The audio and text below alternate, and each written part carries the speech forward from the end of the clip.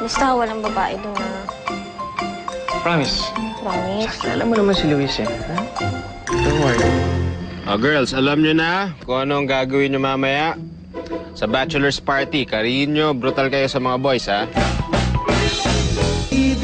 I thought everything's okay with you. I'm okay. Eliza, alam kong sinigawan mo si Nick at Ces.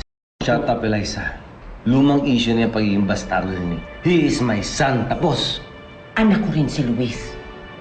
Kailangan ko siyang protektahan. Hindi niya lang pinapakita. Pero alam ko kung gano'ng kasakit sa kanya na makita niyang ikakasal si Ces sa mismong kapatid niya.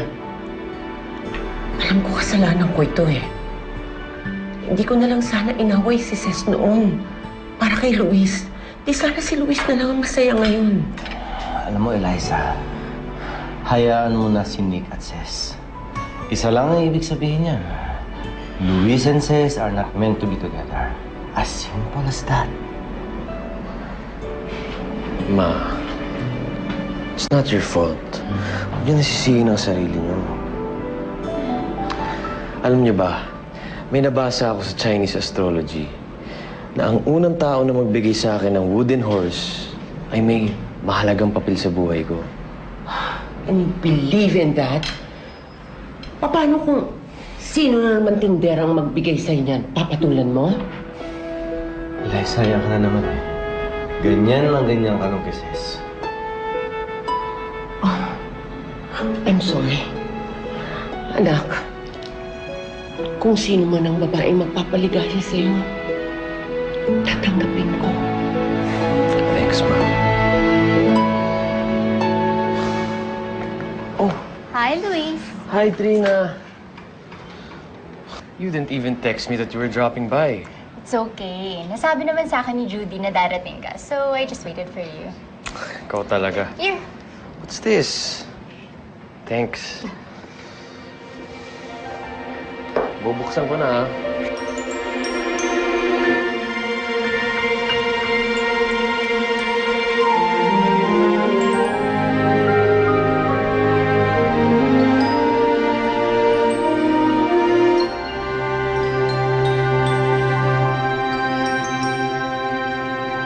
Wooden horse. Yeah. Sabi nila, pampaswerte daw yan sa taong pagbibigyan mo.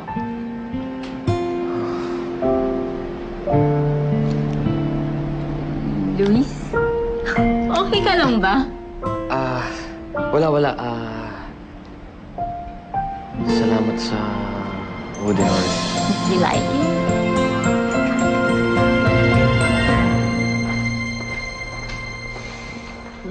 Luis, Don Johnny, nandiyan ba ang mami at daddy mo? wala po sila dito. Bakit po? May problema po ba? Oo, may problema eh. May problema po ba sa posisyon niyo dito sa mall? Luis, hindi na ako magpapaligoy-ligoy pa. Manghihiram sana ako ng pera. Pero don't you worry, napakaliit lang naman. 10 million pesos. 10 million? Don Johnny, hindi po ako pwede mag-decide maglabas ng ganyang kalaking halaga ng pera. Luis, may pwesto naman kami sa mall niyo at sigurado naman mababayaran ko kayo. I know, Don Johnny, but still, I have to ask my parents about it. But to be quite frank with you, I don't think we can afford to shell out that amount of money. Don Johnny, I'm really sorry. I wish I could help you. Excuse me, Don Johnny. I have to go. Sige, Luis, ha? Thank you very much. Ingat ka, ha? Have a good day, Luis, ha? Ingat! Napakabait na bata. Ang tagamot mo. Tandaan mo. May araw din kayo at maiisang ko kayo mga grande kayo. 10 million? Thank you. Utang si Don Johnny sa'yo ng 10 million. Laki. Pero huwag mo na sabihin kay Daddy. Total, tinanggihan ko naman. Hindi na ako pumayag. Okay? Okay, pero saan niyo naman gagamitin yun? Actually, bro, kalimutan mo na. This is your night. Just enjoy. Okay? Wala yun. What's up, guys? Ganda! Gentlemen and not so gentlemen. Bro! Whoa! I present to you the stars of Starbright Express! Hey, James, pasok! Bro! Mars, sigurado ka ba nandito si Nick? Sabi kasi ni Nick, dito daw ang venue ng bachelor's party nila eh. Ay, tamang-tama. Nandiyan si Baby Steve. At lalasingin ko siya. Mars, magdadala lang tayo ng pagkain. Tapos aalis rin tayo. Loka, magbantay tayo, no? Baka mamaya magbabae sila doon. Ano ka ba, Mars? Walang babae dyan. Yun ang kabilin-bilian ko kay Nick. Eh, kapag nalaman ko may babae dyan, lakot siya sa akin. Halika.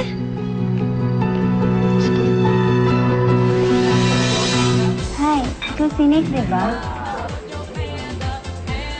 Medyo malalim kasi iniisip ko ngayon. Gusto ko sana mapag-isa. Ikaw naman. Sige na nga.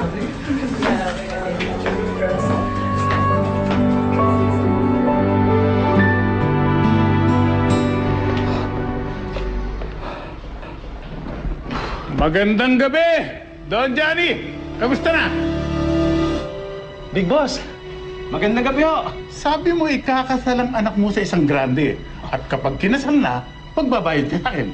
Opo, magbabayad po ako. Kaso nga lang ho, na-postpone po na yung kasal po na-postpone. Big So Boss. hindi ka magbabayad ng utang mo? Magbabayad po eh. Hindi nga lang ako pinautang ni Luis Grande kaya medyo naipit po, Big Boss. Teka muna, paano kung hindi ka makautang? Magbabayad ka pa ba? Ha? Paano? Big Boss, ipakidnap nyo. Tama. Ipakidnap nyo si Luis Grande, mayaman ho yun. Pag pinakidap nyo, sigurado matataranta mga magulang nun. Iparansam nyo, 10 million pesos. Ha? Sigurado ka dyan, ha?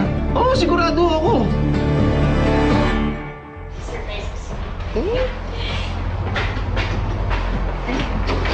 Sarap. Eh, baka naman kasi busy yung mga boys, Mars.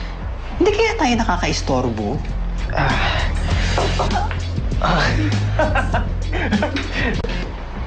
Tawagin ko na si Steve. Sige. Steve?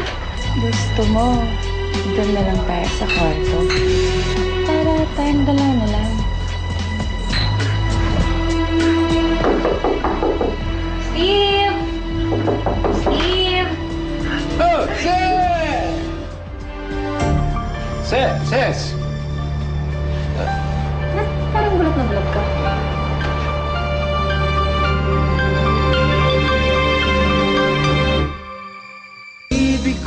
Gusto ko siya alam na invited ka. Nagdala nga pala ako ng pasta para sa inyo. Bilhin ko na lang. Ay, hindi, okay lang. Ako na mag-aabot nito. Okay lang. Teka, ba't parang ayaw mo ako papasukin? May babae siguro kaya ayaw mo kami papasukin, no? Babae, wala. Walang babae dyan. Puro lang kami mga lalaki. Lalaki dyan. Si Sumit, anong nagawa niya? Ano ka?